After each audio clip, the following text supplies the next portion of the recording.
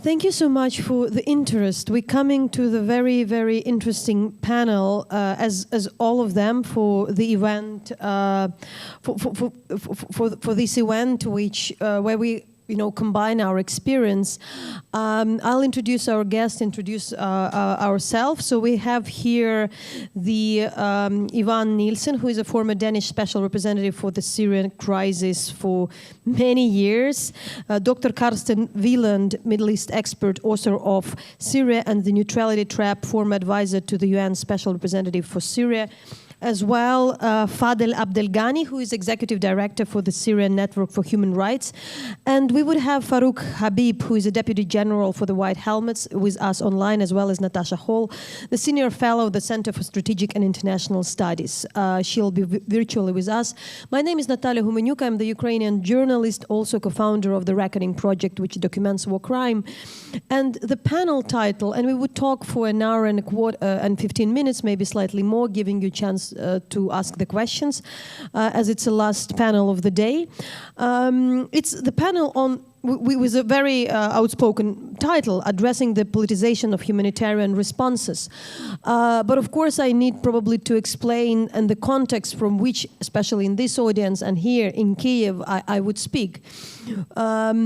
We document war crimes here now in Ukraine. We do have Syrian partners, lawyers, and journalists working with us. So it's really like very connected thing. And we see these tragedies in common and see the particular, the cases like, for instance, the presence of the Russia and blocking veto in Security Council as a joint issue, not just, by the way, for the Ukrainians, but for people in a lot of places. At the same time, I'm coming from a bit different background, because for 8 years, I've been already 10 years, closely following the war in the eastern part of Ukraine and in Crimea. And I also know very well that we were on both sides. We were in the sides on the human rights activists, which were arguing that the Ukrainian state should bring the humanitarian aid to at least not humanitarian aid, but pay some things, for instance, for the Ukrainian pensioners in Donetsk. However, they were always concerned that the money would be given for the wrong people. So, and we also understand how the humanitarian aid has been instrumentalized as well and used for various purposes.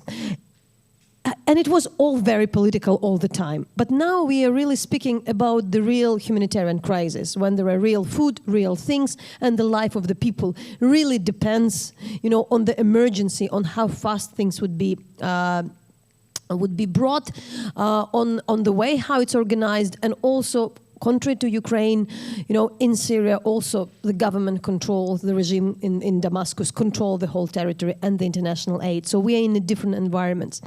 I probably would like to start with Farouq Habib. I was said that he'll be online with us. For the first initial introduction, just to say what are the major challenges and how these politicizations really, influence the people on the ground, and in particular their work. I'll ask everybody to be rather brief, because we'll have better time for discussion, because there are a lot of issues to address. But my first question would be really to address the major challenge, like at the moment. And sorry for it's just like for me impossible not to say, we're really sitting in the moment when we all also think about, the delivery of the humanitarian aid, not even delivering humanitarian aid, but the blockade of Gaza, and the whole, that is a current context as well, that we also understand that it's highly political. And wherever you speak about the civilians, it's still very political. So Farouq first, the floor is yours. Hi everyone. Thank you. Well, based on our experience in Syria, and I know, of course, there are a lot of similarities between Syria and Ukraine, and there are also specific characters for each conflict. In our case in Syria, as the main responsible of the humanitarian suffering is the so-called government itself. The main challenge we realize that the humanitarian system, as it's right now is a product of the international community that prioritizes sovereignty and the role of governments over humanitarianism and human rights. There is no chance of fixing the humanitarian system without addressing these fundamental problems. The international community and its government choose to hide behind the humanitarian system to avoid doing the hard tasks that would result in less suffering to the people and a better chance of lasting peace. At the same time, we see humanitarian organizations and agencies, and sometimes UN agencies, also falls to this trap by following what they claim or they interpret as neutrality principle, while in our side we in many occasions we've seen this neutrality as a complicity with the perpetrators of the war crimes and who are responsible of the besiegement and the barriers for humanitarian access.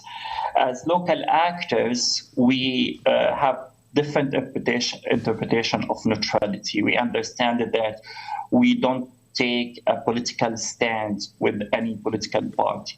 But when it comes to direct atrocities to human rights, we cannot be neutral. We cannot be neutral between the pilot who is dropping the bomb and the child who is killed by that bomb. We have to prioritize our solidarity to our communities, and we bear responsibility to stand with the victims, not only by delivering humanitarian assistance, but also actively documenting what's happening and advocating to address the roots of the humanitarian suffering by holding the perpetrators accountable for their crimes.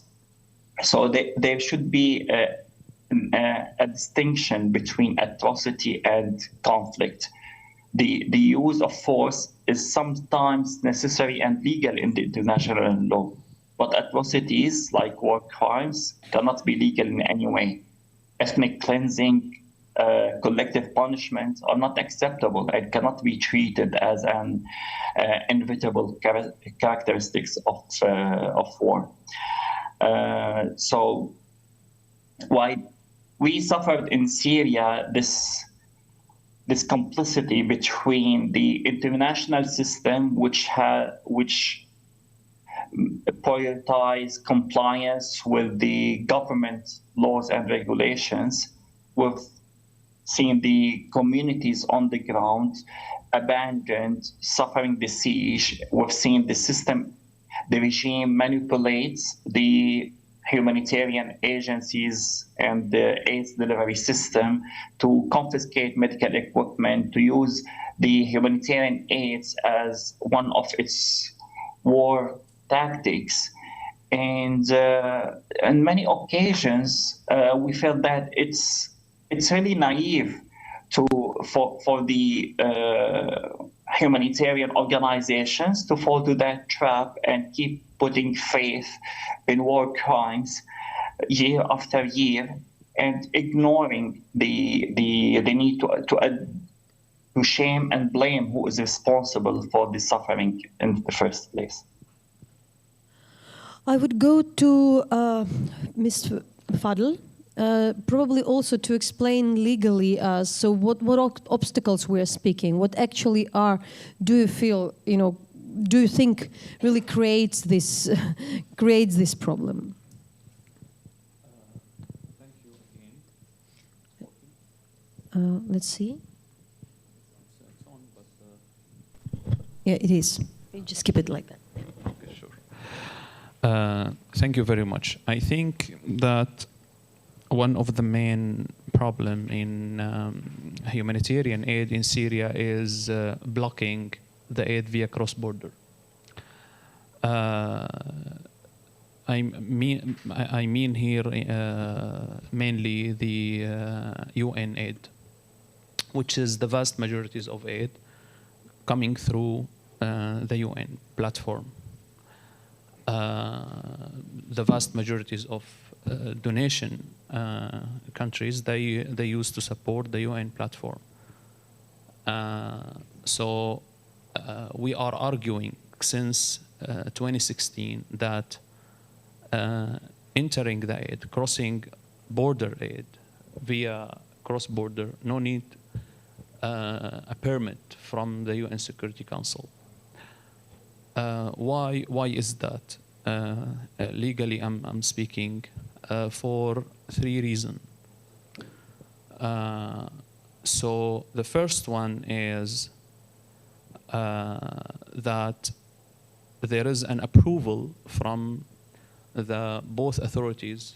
I'm talking about the Turkish authorities and the opposition. So the direction from where the aid is coming, and if it's coming from Iraq, for example, from Iraqi to the SDF, the Kurd forces. So there is an approval from those both forces. The second one is that the UN aid is a neutral. So this cannot be considered as an intervention, as a forced intervention. It's neutral and partial. The third one is that the IDPs inside Syria, which is approximately about 7 million, in desperate need. So they are, as per the OCHA announcement, that the vast majorities of them, approximately 90%, relying on, or 85%, between 85-90%, relying on the UN aid. So for all of those reasons, using the Russia veto against passing the aid we consider it as a violation for international law. In addition, for all of those 3 reasons, there is 2 more. The first one is Russia is part of the conflict, and based on the UN Charter, any part of the conflict is prohibited to use the vetoes for their own sake, because Russia intervened in Syria and became a part of this conflict in September 2015. The second, so the 5th reason is that when those aid moved to the Assad regime, which is Russia want, the regime is accused by lots of report and evidence from Human Rights Watch, from the Guardian investigation, from even UN defected or previous colleague who left the UN, that Assad built a system to steal the aid. And how much Assad stealing the aid? Approximately 95% or 90%. Approximately between 90% and 95%. I know that Assad is dictatorship, and the UN is, when they are dealing with such a regime, there is a percentage of stealing aid. That can be in consideration. But when the regime is stealing the vast majorities of aid, and here there's the compromisation. And here is the deal. Okay, if the regime is stealing, for example, 40%, okay, 60%. We need, at least we are providing benefit for 40%. But in Syria, the case is different. So the regime is stealing, without exaggeration, 90% from the aid. So what is remaining is, so our concern that the UN aid, if it's coming via regime, considered as a support for the regime itself to continue committing his crime. I don't want to jump to the solution and to recommendation, which I will highlight further later on, but that give us why the aid became, or why we reached to this level. Because the Russia is keep using, they used the veto, I think 6 times, to block the aid against people Russia involved in displace them. So Russia and the regime, but let's here talk about Russia. Russia, via tremendous attacks on civilians, involved in displaced approximately 4.8 million Syrian, including those who is in northwest Syria. And now after she didn't, Russia didn't like stop or didn't satisfy displace those people, destroying their house and land, but blocking, preventing aid to be enter to them. Thank you, Fadel. It will be very interesting then to go for the round of the solutions. However, we'll probably start early on that. So for the introductory remark, I want to ask the Dr. Wieland, you have this word trap in the title of your book. So it all sounds as a trap. First of all, like whether neutrality actually means neutrality. Is it really like, isn't really a flown term? Because wherever we say about the neutrality in this term is actually, there is a side to it.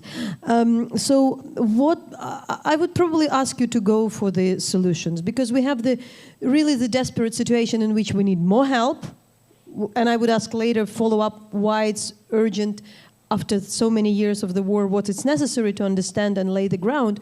But at the same time, we also probably don't want to have some other, aid, as Fadel said, because it can be misused. Yes, since we are in a conference that deals with affairs in Syria and in Ukraine, I'd like to start out to say that there is one interesting difference between the war in Syria and the war in Ukraine. In Syria, it took more than 12 years to discuss accountability in the mainstream discussions and to pressure international institutions on accountability. And the opposition in Syria using that issue because and allying itself with the demands of civil society in Syria, because there are no other options, no military, no political options against the regime in Damascus left anymore. In Ukraine, accountability and also the question of humanitarian issues have started to be discussed almost on the first day of the war. And of course, the Russians have done everything in Bucha and elsewhere to contribute to that. But what I'm saying is also, now we have like a lapse of about 15 years, or 12 to 15 years, that international law has evolved. International law, as we know, depends a lot on goodwill and on political will and political consistency. It has evolved so that we are much more sensitive to the issues of accountability and of abuse of international humanitarian aid. Now, what Fadel has described, the abuse of a regime of humanitarian aid, is part of a bigger picture, and that's why I've started out with international law. It is also a tug of war of interpretation of international law and about the interpretation and definition of state sovereignty. If cross-border humanitarian aid is considered already to be a violation of sovereignty, and we're not talking about military intervention or boots on the ground, only humanitarian aid, then you see how far the goalpost has already shifted to one side, and we have to try to put it back and to see that humanitarian aid is not a violation of sovereignty when it comes to massive humanitarian crises. And there are enough experts of international law who can tell you that there is evolvement of international law since the 90s till today, where you can find really good reasons why a massive humanitarian crisis does not need international approval through the Security Council to deliver cross-border aid. And now, why do we need cross-border aid discussion in the first place? It's because cross-line aid, that means from Assad or from regime territory to opposition territory, was not possible in the first place. And all this debate is part of a bigger struggle of interpretation where Russia and China in the Security Council is on one side trying to pull back our notion of international law towards absolute state sovereignty of the Westphalian age, and away from a more, as international lawyers call it, a permeable state sovereignty where, in other words, a ruler cannot do with its population whatever he or she wants, but has to kind of obey international humanitarian law. Now, international humanitarian law has been challenged in the Syrian war to a large extent and has overstepped red lines to such an extent that many people who have been working in practice on humanitarian action on the ground have said that this is actually the conflict that has trespassed red lines much more than in any other country that we have experienced in the past 20 years or longer. What has happened in Syria of scale and of quality of killing and a violation of international humanitarian law and human rights law has been really exemplary. And I think that's why the sensitivity has risen, and now in other wars, such as Ukraine war, these issues are much more at the forefront, are much more front-loaded in a way than before. And the discussion that we are witnessing in Syria are also part of these, these evidences that you have also come up with. It is abuse in the sense of it was a bit. I would differentiate it a bit. There were years in the conflict in which 90% of humanitarian aid went through government territory or through an area that operates under the conditions of a regime, and this regime has imposed the conditions knowing that it is a resource to have international aid and agencies in the country. There are other conflicts where humanitarian actors are expelled from the country of conflict because they are considered to be biased or they are considered to be even agents of the other side. In this case, a government or a wider regime was conscious of the fact that they need to have it in the country because it is a resource. It's not only a financial resource, as you also explained, but it's also a political resource because having international agencies on the ground cooperating internationally is also something that you can show to the outside world. Here we have, as a sovereign state, we cooperate with the international community, with the UN, etc.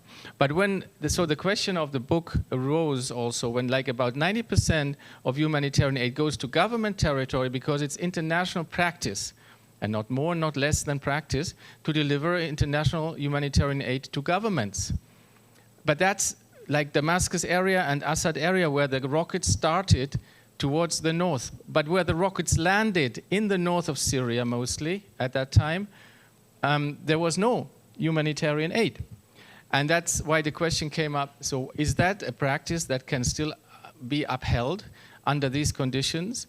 And the neutrality trap is that donors spend money on humanitarian action and they try to uphold the firewall between political thinking and humanitarian neutrality and impartiality and saying, I don't want to hear about politics, I just spend it to the UN because it's humanitarian aid. But they don't see that this aid that is spent in good humanitarian intention in the end arrives in a non-humanitarian, non-principled way in the population. And that's the trap that I'm talking about. And Ivan, I know we agreed that you generally would discuss the challenges we have, but I think it's really the time already to also look at the the UN mechanism as such, because we already went into this topic. And maybe to add on that, I recently was taken back because I was talking to people from the totally different regions. Working with Syrians, I had a chance to talk to the South Koreans who document war crimes in North Korea. And they said, and with the veto in the Security Council, and I thought, I heard that somewhere. It's really I was taken aback that it actually working in so many places, and it was already the case.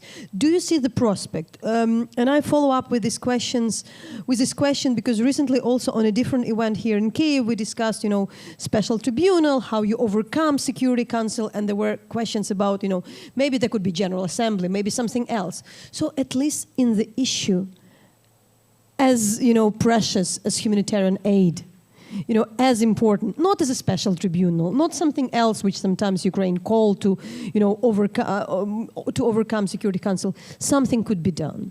Do you see some kind of discussion at this stage?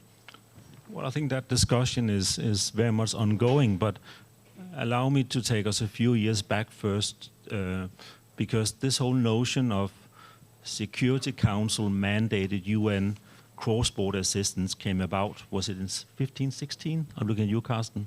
14 was the first time. At that time, the Security Council authorized 4 border crossings through which the UN could provide humanitarian assistance without the consent of the regime in Damascus. 2 from Turkey, 1 from Jordan, and 1 from Iraq. Then slowly but surely, that mandate was thinned out because Russia started playing games. There was one extension, however, then the number of border crossings was reduced. There was another extension where then the extension was only 6 months. You ended up with only 1 border crossing for 6 months, and that actually, from a Russian perspective, conveniently expired at winter time, where you made yourself even more vulnerable, increasing the price tag that Russia was somewhat putting on it for them not to veto it. And if you look at the resolutions that mandated the cross-border assistance, you will see that Russia got away with inputting that, okay, we don't veto this one, but we want the international community to provide more early recovery support, so even more money to Damascus to be misused, etc. So they played that game, and it's a bit shameful to say that the humanitarian donors, even the most well-intended ones, they fell into that trap.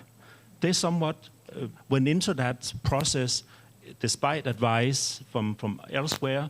The humanitarian ones, rightly so, that is the mandate. They said, no, we need to find a way for aid to get to the people in need. Nobody disagrees with that. But I insist that the only success indicator when it comes to humanitarian assistance is that the aid gets to those in need. Anything else between that and the end state is either modality issue or technical issue that should be left out of the discussion. But the international community and the donors with the big checks, they allowed somewhat Russia to play their game successfully. Now, fast forward, Russia vetoed the last extension of the cross-border resolution, so there's no cross-border resolution mandated by the Security Council. Instead, the humanitarian donors have somewhat silently accepted that now there is a model, an understanding between the UN and the regime. The details are not all known yet, but bottom line is that you have slowly but surely gotten away from what Carsten was saying should be the ideal also application of international law, and that is in the case of urgent, extreme humanitarian needs, you don't need that mandate, but you're somewhat allowed yourself surely but slowly to fall into the trap. And I can only reiterate that as late as in the lead up to the last cross-border discussion in the Security Council, the 37 top-notch jurists in international law in the world, out of which actually one is with us today, Stephen Rapp, argue very, very clearly, very, very legally that you do not need a Security Council mandate to provide assistance. Sadly enough, the UN Office of Legal Affairs is of a different opinion. They maintain that what I would call the conservative, dogmatic, and the donors do not challenge it. They still keep on issuing the check. And now I think the time has come to be even more honest about what is going on. And I've had many discussions with humanitarian organizations, and I've now, obviously behind closed doors still, but I've put on the table that you as humanitarian, both donors and implementers, if you accept the political and conflict analysis that by actually giving aid in a wrong way, where it benefits the regime, money is being diverted, etc., you may save the lives of 5 people, but you may actually either extend the suffering of 100 others and perhaps even implicitly contribute to their killing. And yet again, I'm not a policymaker, I cannot make the decision, but if you accept somewhat the analysis, at least take responsibility for it. The bottom line is, as of today, aid going via Damascus does not get to non-regime control areas, and aid going to Damascus is being diverted to the tune of, as we heard from Fadel, up to 90%. And yet again, that's something that policymakers, those making decisions, they have to take responsibility for. I would like to ask Natasha Hall to join us, but probably at this stage also to look like where there are the solutions. Because we can really, and we can, still discuss what we do within the UN, how we advocate within the, even donors, that the voice would be stronger, or, there would be other conditions. But maybe we would, hear an ideas. So please, Natasha, if you're there, join us. Yeah. Me here? Yeah. See me? Yes. Okay, great. I think everyone has made excellent points, so it's hard to sort of add on that. But I would say that we will increasingly be seeing this dilemma in other parts of the world. We are seeing this dilemma in other parts of the world, including Ethiopia, Sudan, Libya now. And that is simply because we are in a different world, a multipolar world, whereby for Russia and China, working on behalf of their benefactors, for example, in these countries, will entail limiting, restricting, and manipulating humanitarian aid. And while 2165, which was the cross-border resolution that was passed in 2014, was a diplomatic success, it was a dangerous precedent because it did bring life-saving humanitarian aid to that multipolar world and to that competition more broadly. And I think that, for the major donors, the sort of the Western countries, the United States and European donors, they have come to rely especially on the United Nations in these complex crises where you have designated terrorist organizations, where you have other sort of political factors at play. And that has really increased reliance on the United Nations in these contexts. And their supply chains and things like that, which is why we're so heavily dependent on it, even to this day, in the cross-border context within Syria. So I think moving forward, we're really going to need to think outside of the box in terms of potentially working outside of UN agencies, for example, and working more with local NGOs that are able to work on the ground directly with communities in spite of warring parties blocking off civilians, and also international NGOs as well, who are not beholden to this idea that humanitarian aid is somehow could be an infraction upon sovereignty, as Carsten was saying. That is an incredibly dangerous precedent, and as you were saying before, we're seeing this in Gaza as well. We're just seeing sort of the breakdown of norms and taboos, which I think, to a certain degree started in Syria, or really broke down in Syria, but we're seeing it elsewhere as well. Would you go with the solutions or suggestions? Fadel, you said that you would lay them down a bit further, so please. And I would ask also Farouq to be ready a bit later with the ideas on what's I would really like necessary. to little bit, if we can, present our report, please. I want here, if can I get the control? Before I want to echo what Natasha said. She said a portion of what I want to say. So thanks, Natasha. This is our recent report about blocking the aid by Russia veto, and here, if we move ahead, we can notice easily how is the need of the Syrian people increase year by year.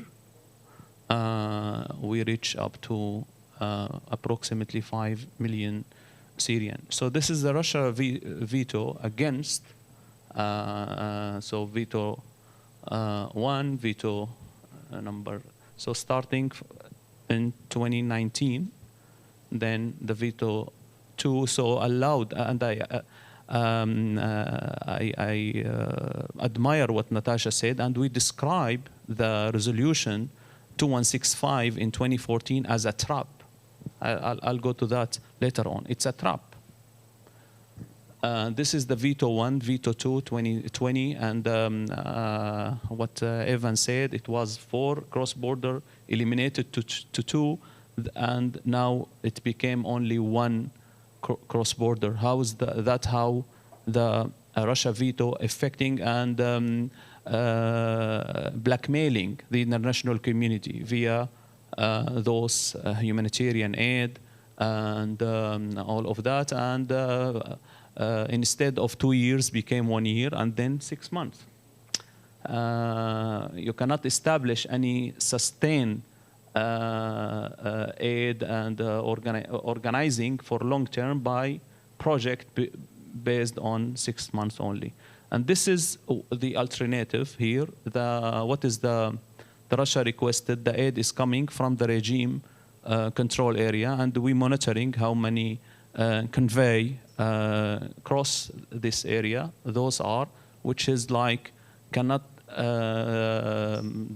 They can't like maybe less than 5% from the need of the Northwest, and rather than the control of the regime, the delaying, the blackmailing, all of that. So moving to the, I think here also my colleague Carsten highlight little bit the root of the problem in his book. Amazing book. I read the book. I encourage everyone to read his book. He moved to the root of the problem, which is the international law. And pushing, we push further that the OCHA, the legal office in OCHA, take this decision and start to thinking, because that affecting their work, the OCHA work, and they have to take this encouraged step and to move ahead, even if, and to declare that entering the aid is not, no need a permit from the Security Council. And what's happened in 2014, some consider it as a political accomplished, but I agree with Natasha, and we mentioned that in not in this report. In the first report we issued about this subject, we said clearly that the Security Council resolution is a trap. Why is a trap?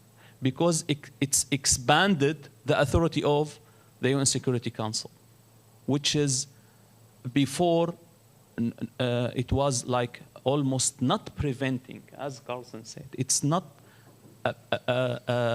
it's not violated the international law, but when it's now required a permit from the UN Security Council, it cannot be delivered without the permit. So it's give the Security Council more dictatorship. The Security Council no need any more control of us, but now via this it's expanded the Security Council authorities. Now I think legally, at least legally, we need to push further. There is like approximately, I remember 60 jurists all around the world. Since 2016, they issued a solid paper, declare, and they sign it by all around the world, declare that entering the aid, no need a Security Council permit, and that since 2016, and they are commenting the Syria crisis. Now the step is, and the ball is in the OCHA, the legal office in OCHA, and they need to take this step and declare that based on their investigation, whatever, the OCHA need to declare that this entering aid, no need a permit. This is the root of the problem. No need a permit from the UN Security Council. So even if Russia used the veto, they should entering the aid. The second things also, it's highlighted slightly by Natasha, that, and I mentioned that also, that the vast majorities of aid, unfortunately that, I can say, emphasize what Natasha said, is going to the UN. Why is that? Because it's easier for the state to support and to fund the UN rather than the trusted organization, local organization, which is like far more efficient to support the local organization. It's eliminated the all of the management cost and all of this cost, how much the UN deducted from the fund. I heard some, I don't have like actual investigation, but I heard that maybe 40% is because of this, all of this functioning and management, all of that. While when it's coming to the Syrian organization, which they prove themselves, like White Helmet, like Awesome, like SAMS, like Mulham, Tatawu'i, Mulham team, all of those, they prove their transparency, they prove themselves. We encourage the state since 2015 to support directly those. If not, the sponsor country, they should build a platform. And then via this platform, a coordinated platform. This platform does not implemented a project inside Syria. This is a coordinator platform. And all of this fund, millions of dollars, go to this platform, and then this platform distributed to the Syrian and played a coordinator role. It's been established after the earthquake, very late. I hope that this will succeed, and this prevent Russia from their continuing blackmailing, because there is here an alternative rather than the UN. So that's briefly the solution. Thank you. I probably would be curious to hear from Farouq, but before, I still think maybe you would react, Nielsen and Dr. Wieland, Mr. Nielsen and Dr. Wieland, on what Fadel said, to what extent it's possible, and also you're, let's say, insiders, to extent you are, what are the real debates? Because that's quite clear what's going on, like, I understand it's easy, but you really understand that that's a problem. It's if you speak about the inside of the UN and big international agencies. I think definitely it's possible, but I think it takes quite some effort before we get there, because also, as Fadel is saying, in donor capitals, there's this almost gut reaction to give the humanitarian money to the UN for the reasons Fadel mentioned. And I can also add one, and that is many governments do that because they then also reduce their own political risks. Because if there's just a tiny misuse of funds, which is unavoidable, obviously it has to be reduced to an absolute minimum, but it does happen. But then if there's an issue of misuse of funds, it leads to a question in a national parliament, then somewhat that discussion ends when the government responds that we gave the money to the UN.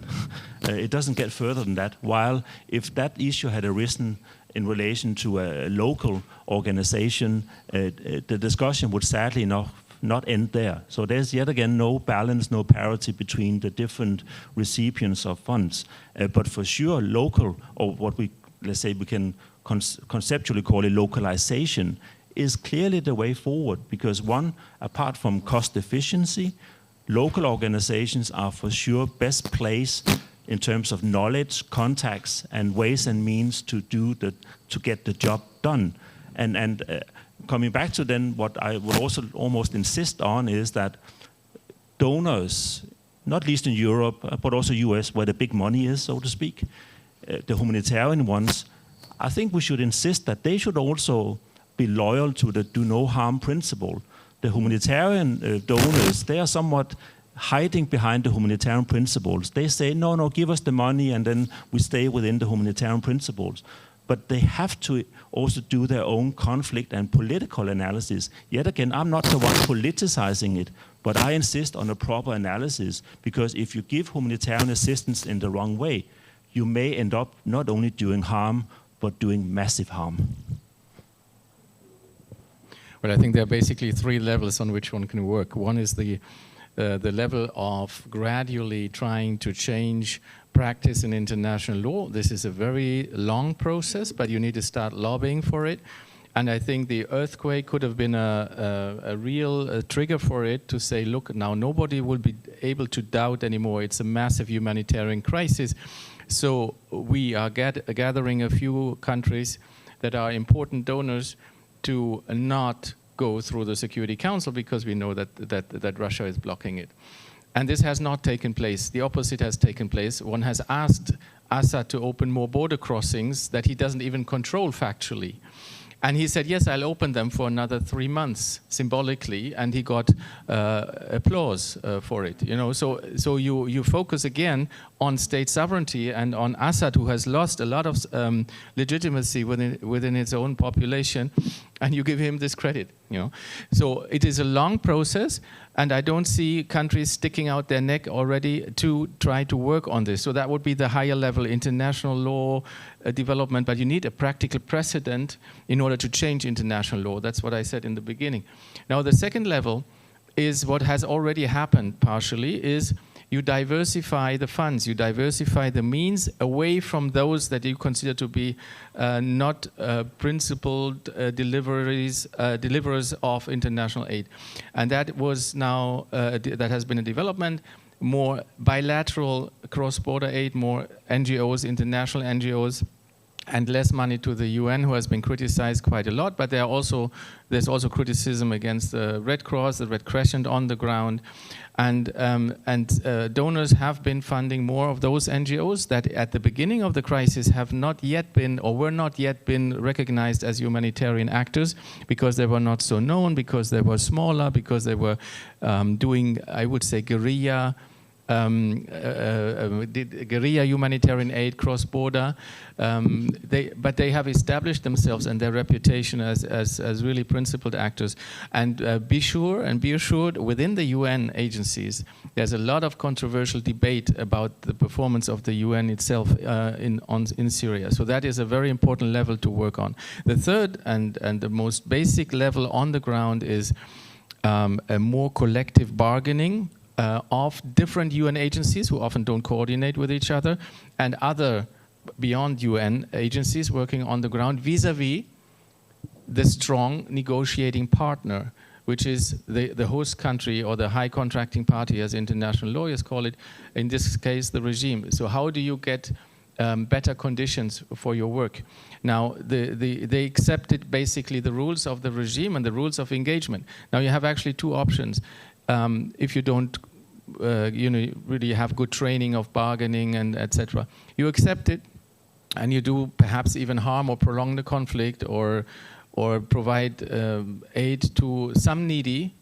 But the question is actually to some or to none, because the big option is then to withdraw completely, and then also people will suffer. So you have this dilemma, and the practitioners, humanitarian practitioners on the ground, have that dilemma all the time. There are people who work hard and who are in a principled manner dedicated to international humanitarian work, and they are facing a bargaining relationship. And that negotiation is a problem of ethics also, an ethical negotiation. You need training, you need really a good support from your home agency, and you need coordination.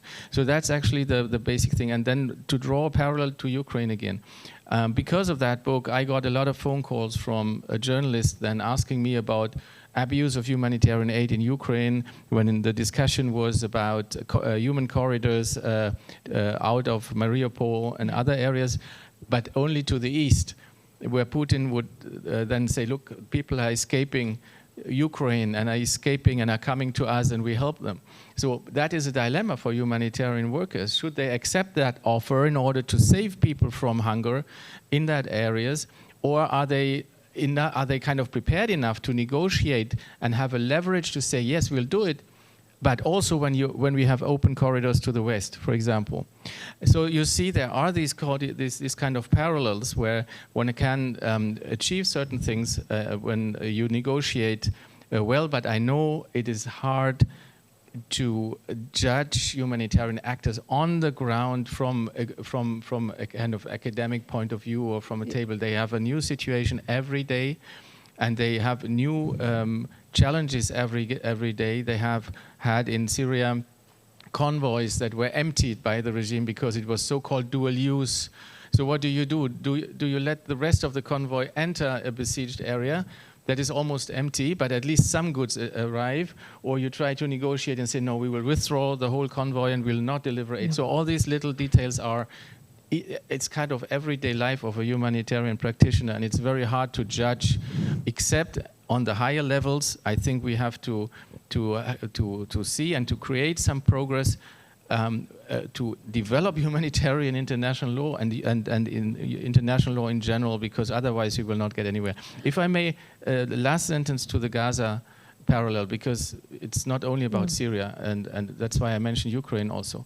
Now, if we start letting erode humanitarian principles wherever they are, we will also stab ourselves in the back when it comes to trying to convince countries in the global south, in the Arab world, to support international law when it comes to Ukraine. Because when you as a Western person travel in this world, the first answer you get, yeah, you want us to support Ukraine and to obey international norms, rule-based international legal order, but what are you doing in Palestine and in the Palestinian area? So I think the consistency is very, very important in order to develop humanitarian law, which is not, and I have to say that, especially as a German, is not relativizing the atrocities Hamas has done in Israel itself. It is just a legal perspective that sheds light on the danger of eroding humanitarian law. Thank you. There would be the question on consistency to finalize somehow and on the parallels on Ukraine. But I want to ask Farouq, in really, maybe to summarize, what does it really mean for your work today? For the work you are doing on the ground, especially after the earthquake. I heard that we discussed that there was some, slightly positive movement, if we can say so. However, not just. But first of all on the issue of getting like a real financial support to the local organizations, compared to the aid which is provided via UN, and maybe just to also address the issues. What is the situations? What kind of help is needed? So what would be the solutions urgent for your case?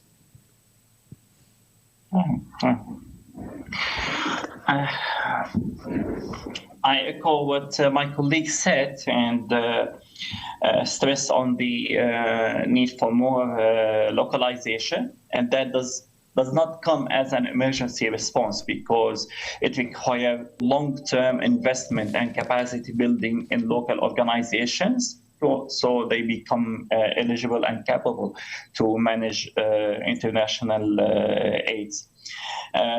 What's also important is to keep the eyes open on how aids are managed and delivered through the traditional humanitarian aids mechanisms.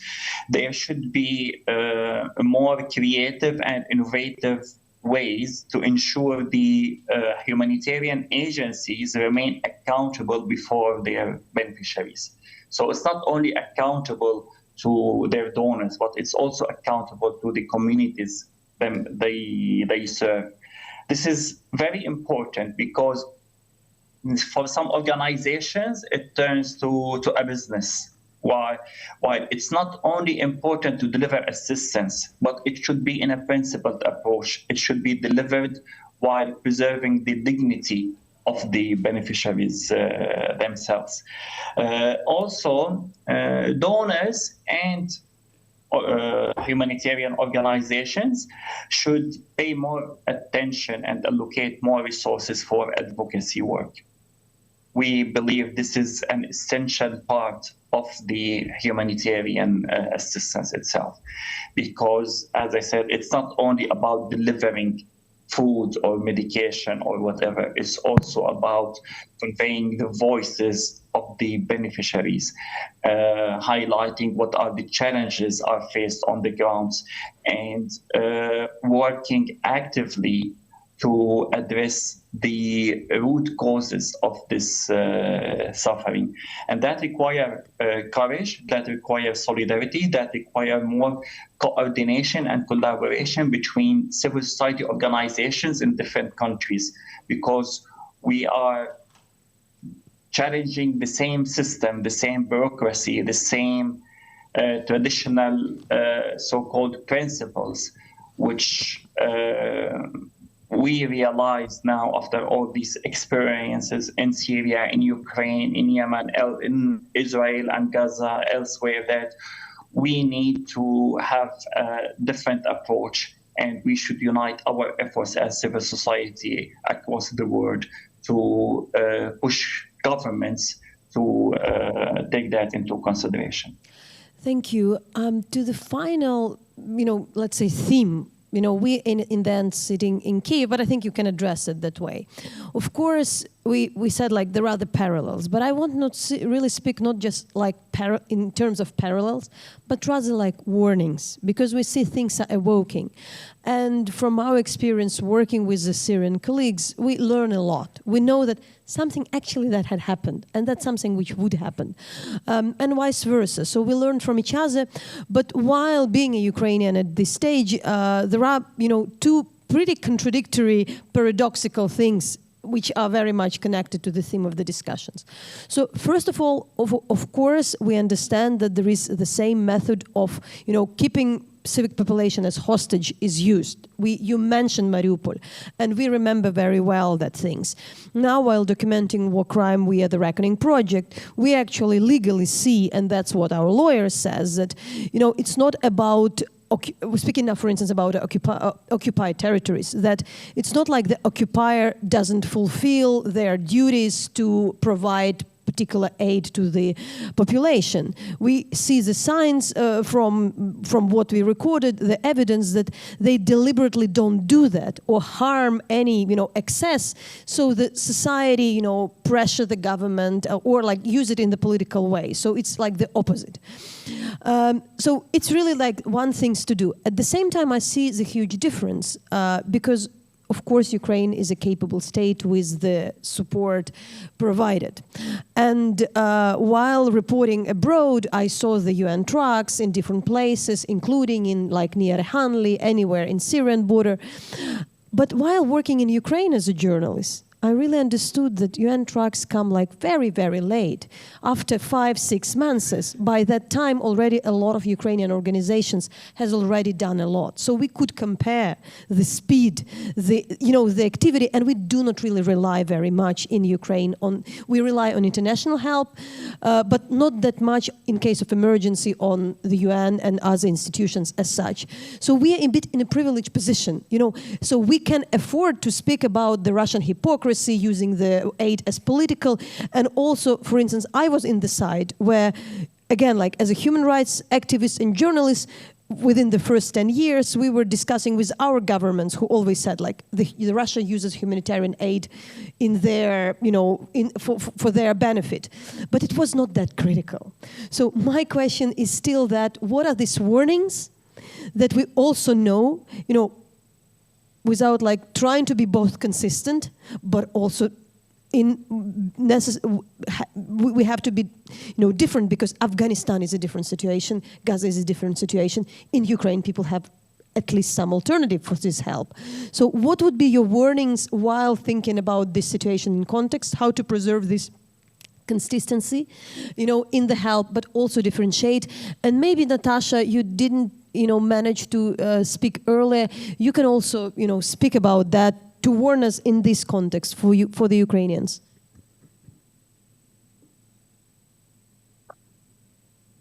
Yeah.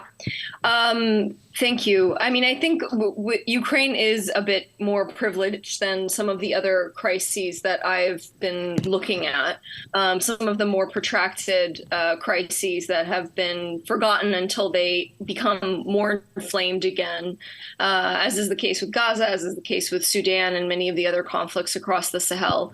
But I think that there are warning signs. And the good thing about Ukraine is that they have I think, learned a lot of lessons from Syria beforehand and from issues in Crimea and Georgia, such as disinformation, as Farouq, I'm sure, can speak to as well.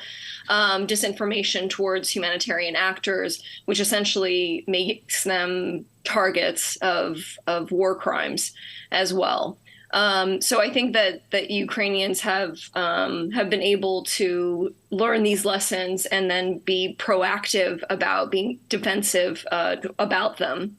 And the added benefit is that, you know, the United States and others have been incredibly supportive of Ukrainians.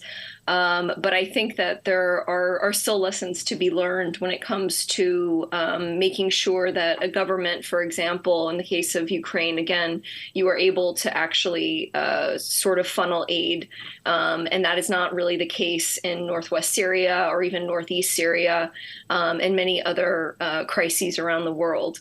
But I think that in general, if you're working in a situation where as is the case with Syria, where you have millions of people that have been cut off from aid for not just days and not just weeks, but we're talking about years in the case of Nataliya, and you're seeing UN agencies, literally covering up these sieges, as was the case with Nataliya, then you have a situation where you need to actually analyze the impact of your aid and where it's going. And we still haven't really done that with Syria. Donor governments really need to work together on this. They're all doing it separately and it's very ad hoc, but it makes it very difficult to come to these conclusions that, 90% of the aid is diverted, these kinds of things. We really don't know. We just know that it's bad. And some of my work has pointed to the amount of aid that has been lost, even just in the exchange rate. And that's not just the case with Syria, that's the case in many other countries as well. So if we know that, 50% of aid is immediately diverted away from beneficiaries, that's a bad baseline.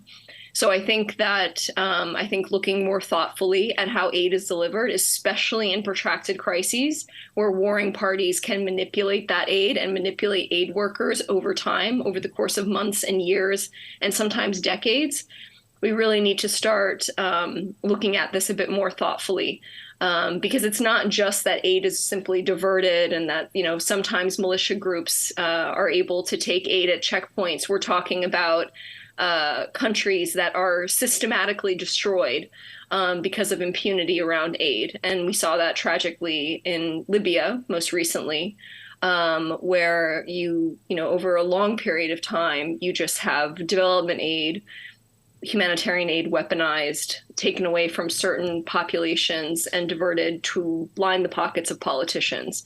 So it's not just a simple sort of corruption issue and we should sort of take things as they are. This is a really deadly error over the course of time. And so I think even if European countries and European donors and US donors are thinking that this is a good way to contain crises where they are, I think they will be disappointed over the long run. And that's what we're seeing. And that's why we're seeing so much migration pushing up against Europe, pushing up against the United States, because this aid is not getting where it really needs to be. Thank you. Ivan? Thanks. I agree with all of that, but allow me just to come back to the devastating earthquakes earlier this year, because I agree that in normal circumstances, natural disasters of epic proportions, we would think they came with opportunities for doing things in a better way, because there are people not only in need but having urgent needs at extreme proportions. And sadly enough, what we saw in northwest Syria specifically, basically at the epicenter of the earthquakes, was that zero search and rescue support got to the northwest west. Nothing crossed line from Damascus. So if we somewhat had a bit of a litmus test that the Syrian regime at these times of crisis would be helping its people, then I think I was not surprised. I think many of us were not surprised. But yet again, zero got through, zero search and rescue support. But not only that, there was zero search and rescue support coming cross-line. And that was at a time when you had even a Security Council mandate to provide cross-border assistance. It was only on day 5, so outside the 72 hours critical for life saving, that pre-positioned humanitarian assistance got inside northern Syria. And that was not search and rescue support like fuel, heavy equipment, and what could make people survive or pull them out alive from the rubbles. That was just some pre-positions, more generic humanitarian support. So yet again, not in response to the devastating earthquake. And it was only thanks to the heroic organizations on the ground, not least the White Helmets, but also local communities, that not more people died. I think White Helmets on its own managed to save the lives of 2,000-3,000 people because they were there, but obviously they also needed search and rescue support to keep it going. And it was just heartbreaking to witness that zero help got in, zero earthquake-related response got in. And there were ample opportunities both for the regime to do the right thing, to save its people, as well as for the international community to find a way to get the search and rescue support in. Fadel? Like as we're rounding up with this warnings context and lessons learned. I can add one more things what Evan said, that the regime next day of the earthquake shielded 3 areas in the earthquake, affected by the earthquake. We documented that the regime committed a shilling in northwest Syria. So not providing it, on contrary, shielding some more for against those who's already displaced. So the earthquake actually taught us a lot how is that the system is insufficient, and I think we didn't notice a major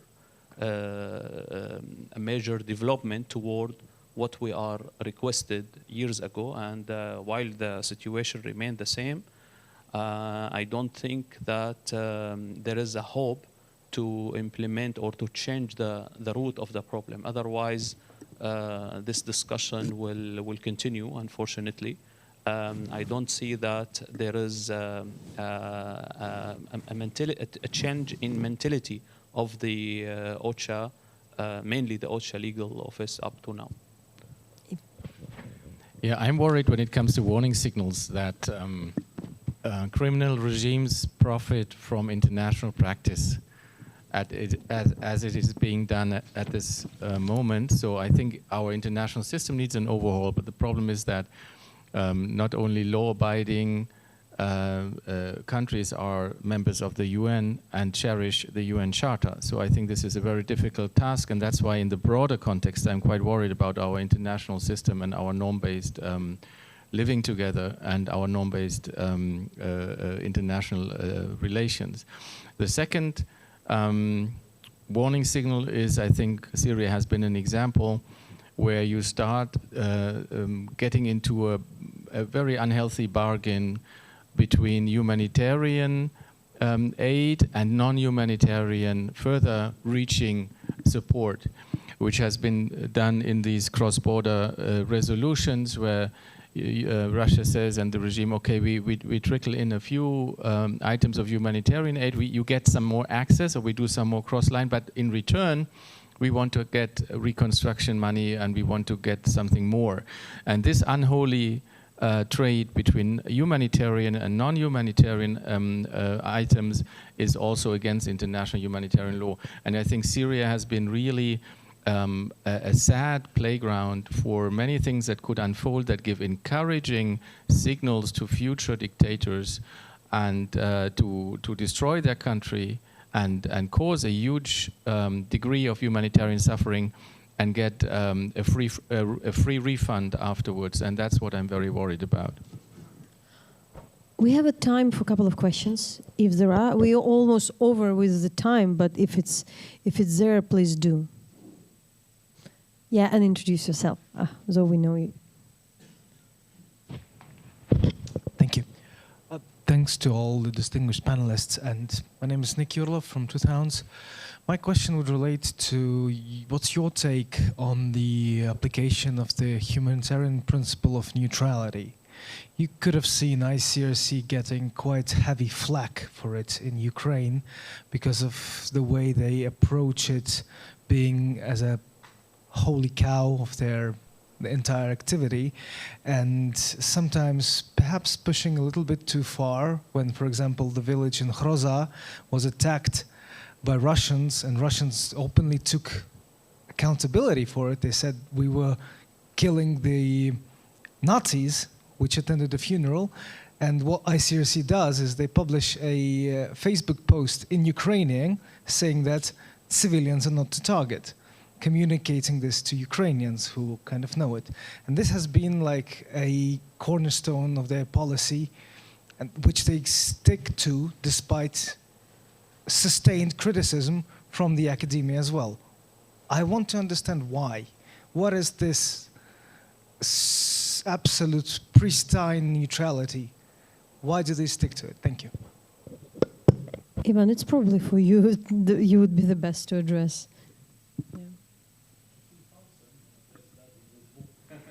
Oh yeah, Carsten, yeah, sorry. Yeah. Well, I mean, I think it's very, first it's, I think, makes sense to recall what neutrality, impartiality and independence means. So neutrality is really, you are on both sides without, judging politically or otherwise. And you deliver principled aid according to this. Impartiality is you treat both sides the same way. And independence, you are independent from political context. Now, I think as a Red Cross worker on the ground, often you can do it only wrong, also, right? So it's very hard when you talk to them. I've had like harsh discussions as well. I think the problem is rather on the systematic level, less sometimes on the ground where they try to do their best. But it's also it's rather a question, for example, how often does somebody, the chief of the Red Cross travel to Damascus and make statements that underline and strengthen the sovereignty narrative of a regime, for example, or the UN high representatives on the ground in Syria give interviews of political nature that they don't have to do. I mean, you can and you have to do compromises when you are in such a dilemma as a humanitarian actor, and you have to negotiate with a strong counterpart, but you don't have to feed the narrative and to strengthen legitimacy. And I think this has been one of the many problems we have been facing. And I know too little about the Ukrainian context, about the Red Cross, etc. But I would say this is the overarching problem when you face, I mean, when you really want to be neutral and impartial and stay away from legitimizing one side or the other by statements, by acts, and you do your work on the ground, try to be as principled as possible in light of all the compromises, but don't go beyond, although, and that's, I think, also a painful truth for many humanitarian actors, I think each and every decision, also a humanitarian decision, a spending of humanitarian aid is also a political decision. They don't operate in a political vacuum. So this firewall does have a sense in operative terms on the ground also to protect, I mean this firewall between politics and humanitarian, to protect the staff on the ground. But by the decision, on the decision-making level and the spending level, you cannot eclipse politics. You need to have a political context in order to remain and to safeguard neutrality, impartiality, and independence. Do you have another questions? Please do, Matej. Thank you. Hello. Matej Nikolov from ActionAid. I guess my question is kind of like related to the localization agenda. I heard in all the speakers' replies that localization is one of the things that we should aim for going forward. I completely agree. My organization has been arguing for localization for years. But my question is like when it comes to accountability, right? So like we have identified many things that are wrong in terms of the quick distribution of aid, in terms of access, in terms of Security Council decisions. So accountability obviously reaches like all of the different levels, right? State, international, international NGOs, local NGOs. So how do we move forward, and what is the easiest, lowest hanging fruit in terms of localizing a system that was built to function internationally on a international level rather than local, right? How do we get there? What is the first step to a larger process? This would be my question. Thank you. Who is ready? Farouq? Farouq, did you hear these questions? Would you? The question was, let me just repeat, that it was more, in short, what would be the first step, you know, like low-hanging fruit to go to localizing? If I may reframe it this way, you can start. Yeah.